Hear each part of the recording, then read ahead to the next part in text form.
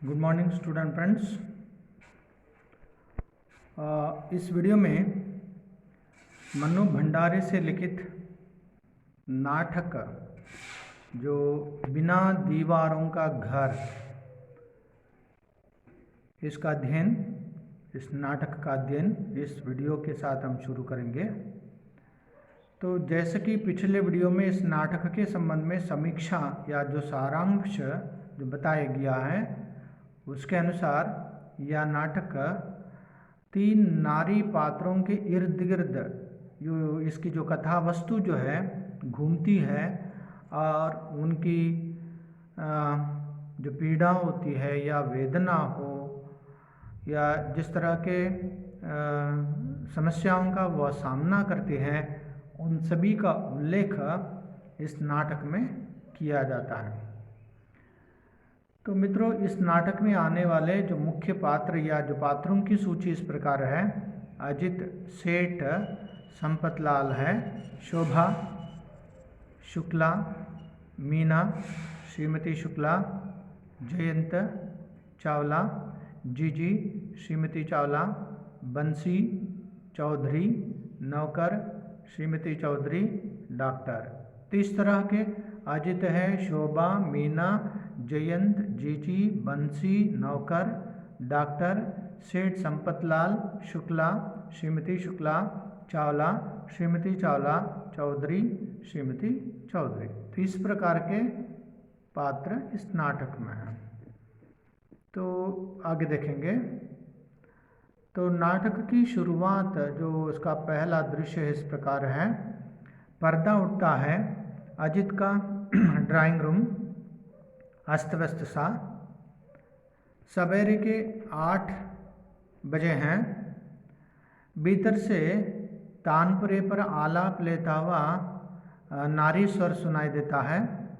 अजित कुछ गुनगुनाता हुआ प्रवेश करता है। चेहरे पर हजामत का साबुन लगा है, साथ में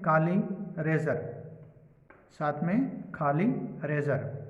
इधर उधर कुछ ढूंढता है, फिर खिजला ऐसे स्वर में मुस्कुराता है, माने एक तरह गुस्से के स्वर में वह मुस्कुराता है अजित। शोभा भीतर से गाने का स्वर अपूर्ववत आता रहता है।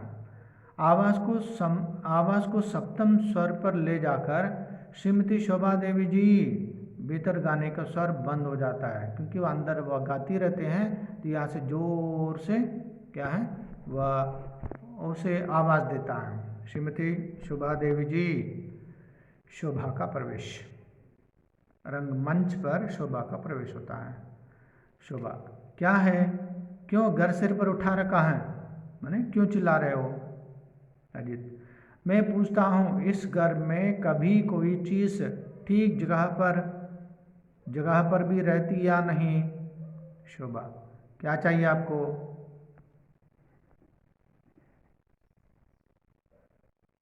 अजित कहता है 1 घंटा हो गया है, कहीं ब्लेड का पता नहीं है और तुम हो कि वहाँ बैठकर आलाप रही हो।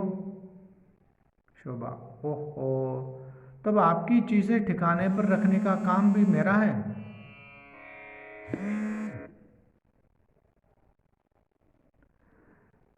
दरवाजे से ब्लेड निकाल कर देती है। दराज में ड्रायर से ब्लेड निकाल कर देती है। ब्लेड निकाल कर वह उसे अजित को देती है। शोभा, अजित, अरे मेरी चीज़ तुम्हारी चीज़ क्या होता है। सारी चीज़ें घर की हैं और घर की हर चीज़ ठिकाने पर है या नहीं यह देखना औरत का काम है। बोलो है या नहीं, बोलो बोलो बोलो। मतलब उसका कहना क्या है, सारी चीज़ घर की चीज़ है तो सारी घर की जो भी चीज़ें होती हैं उसको ठीक तरह से संभाल कर रखने का काम औरत की है कि नहीं, बोलो बोलो।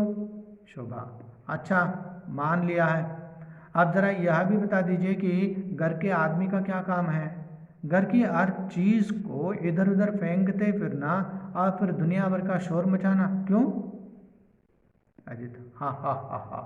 शोभा, समझती तुम सब हो। अरे बीवी अपनी बड़ी समझदार है। भीतर से आवाज़ आती है, मम्मी मम्मी हमारे मोजे कहाँ रखे हैं। शोभा अजित को देखती है। शोभा, लो अब बिटिया की चीज़ें भी बिटिया की मोजे नहीं मिल रहे हैं। अजित, उसे समझाओ भाई कि अपनी चीज़ संभाल कर रखा करें, यह शिक्षा तो तुमको देनी चाहिए उसे कम से कम। शोभा जाते जाते, अच्छा जी, तो आप यह कह रहे हैं लापरवाही से चीज़ें रखने में वो आपकी बिटिया नहीं है, गुरु ही है। तो वह प्रस्थान करती वहाँ से कहकर, मतलब वो जो लापरवाही माने केयरलेस है, जो अपनी अपनी चीज़ें जो है रखने में, वह आपसे गुरु है। तुम्हारी बिटिया जो है ना, वह आपसे गुरु है। अजित जल्दी जल्दी हजामत समाप्त करता है, नहाने के लिए भीतर जाने लगता है। शोभा का प्रवेश। अजित हजामत का सामान उठाते हुए, देखो मैं अपना सामान अपने आप साफ करने ले जा रहा हूँ।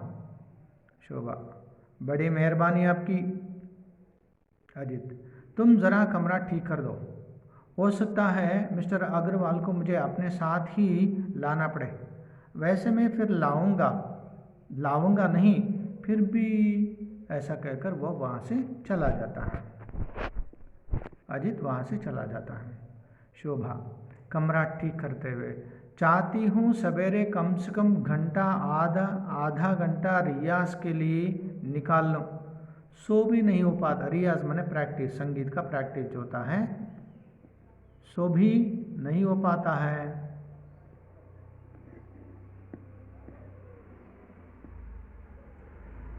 यही किसी से भी तो अपना काम नहीं होता, यहाँ किसी से भी तो अपना काम नहीं होता। घर का काम देखो, कॉलेज का काम देखो, ऊपर से नौकर और चला गया है। तो वह शोभा जो है कॉलेज में भी काम करते हैं, घर का भी काम उसे काम करना चाहिए, और रियाज के लिए, रियाज माने संगीत का जो अभ्यास जो होता है, अभ्यास के लिए उसे समय नहीं मिलता। तो वह अपनी समस्या जो बताती है, मतलब कॉलेज का भी काम करना चाहिए और घर का भी काम करना चाहिए, और घर में काम करने वाले अभी नहीं है, नौकर भी नहीं आया है। इस तरह अजित प्रवेश करता है। बिना बटनों के तरफ लटक रहे हैं, सामने के बटन भी खुले हैं। अजित, अरे शोभा, कमीज में बटन भी लगा कर नहीं रखे, देखना ज़रा जल्दी से। तो उसके कमीज में बटन नहीं रहता है, तो वो वहाँ से बुलाता है। शोभा बटन लगाते हुए, हद है, यानी कि आप अपने बटन भी नहीं लगा सकते। अजित, अब तुम चाहो कुछ भी कह लो, पर इस सब के जिम्मेदार तुम ही हो, समझी। अरे तुम जो भी चाहो, बटन लगाता या नहीं, जो कुछ भी चाहो, इन सब के लिए तुम ही जिम्मेदार हो। शोभा, हाँ सो तो हूँ ही, दुनिया के किसी भी कोने में कोई भी खराब काम हो, जिम्मेदार तो शोभा ही होगी। घर का काम ठीक समय पर नहीं होता, मैं जिम्मेदार हूँ। तुम अपना काम नहीं करते, मैं जिम्मेदार हूँ। अप्पी काम नहीं करती, मैं जिम्मेदार। नौकर चला गया, मैं जिम्मेदार। नया नौकर नहीं मिल रहा है, मैं जिम्मेदार। नल का पानी नहीं चला जाता, मैं जिम्मेदार। तो इस तरह या घर में जो है जो कुछ भी जिम्मेदारी है, पुरुष लेने के लिए तैयार नहीं होता। सिर्फ सभी जो है जिम्मेदारी स्त्री पर लगा दी जाती है। तो इसीलिए वह कहती है सबके लिए मैं ही जिम्मेदार हूँ। नौकर नहीं आता है न मैं जिम्मेदार हूँ, नौकर नहीं मिल रहा है मैं जिम्मेदार हूँ, नौकर छोड़कर चला गया मैं जिम्मेदार हूँ। सबके लिए स्त्री को जिम्मेदार ठहराना। अजित कहता, अरे बस बस बस, मैं तो अपनी बात कह रहा हूँ। जानती हो मैं अपने हॉस्टल में व्यवस्था के लिए प्रसिद्ध था। अपना ही नहीं, अपने सब दोस्तों का काम भी किया करता था। हॉस्टल में सभी में मैनेजमेंट करता था, सभी का मैं काम करता था। इस तरह हॉस्टल में काम करने, मतलब तो जो उसका मैनेजमेंट देखने वाला था मैं। और ये जो जयंत साहब है ना, जिनका उदाहरण तुम बात बात में देती हो, इनको कायदे से रहना मैंने ही सिखाया है। तुम बात बात में जयंत की बातें करती रहती हैं, जयंत वैसा है ऐसा है, तो उसको मैंने काम करना मैंने ही सिखाया है। उसे काम करना मैंने ही सिखाया है। आज अंग्रेज़ी कंपनी में जाकर ये शेखी चाहे कितनी भगारे, मैंने अपने आप का जो प्राउड फील करना, मैंने अपने आप को ग्रेट जैसे समझना, शेखी चाहे जितना भी भगारे, मैंने इसको सिखाया है। आज 3 साल पहले तक खातिर होती थी हमारी कि अजीत साहब चौपट तुम्ही नहीं बिगाड़ा है, और अब तुम्ही नाराज़ होती हो गाने के स्वर में। शोभा जी ने निकम्मा कर दिया है, वरना हम भी आदमी थे काम के। शोभा मुस्कुराते हुए, पता नहीं किस ज़माने में तुम काम के थे, पता नहीं किस ज़माने में तुम काम के थे, तुमसे कोई काम नहीं होने वाला है, तुम काम के लायक नहीं। आदमी इस दृष्टि से वह कहते हैं कि पता नहीं किस ज़माने में तुम काम के लायक थे। मैं तो आई हूँ तब से ऐसा ही बेकार देख रही, मैं जब से आई हूँ तब से तुम काम किए बिना बेकार तुमको मैं देख रही हूँ।